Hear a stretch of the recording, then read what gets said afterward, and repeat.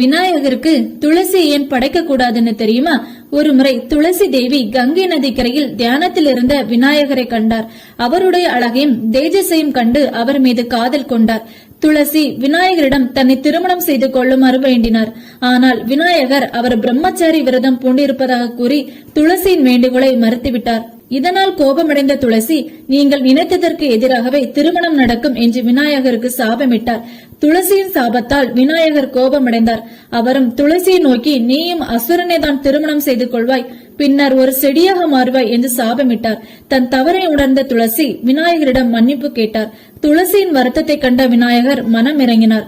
அவர், நீ புனிதமான துளசி செடியாக மறுபிறப்பு எடுப்பாய், உன்னை தாங்கும் பக்தர்களுக்கு நீ நன்மை செய்வாய், ஆனால் என்னிடமிருந்து நீ எப்போதும் விலகி இருப்பாய், என்னை உன்னால் பூஜிக்க முடியாது என்று வரமளித்தார். இந்த கதையின்படி துளசி பின்னர் ஜலந்தரன் என்னும் அசுரனை மணந்தார். அவன் சிவபெருமானால் வதம் செய்யப்பட்ட பிறகு துளசி விநாயகர் கூறியது போல புனிதமான துளசி செடியாக மாறினார்.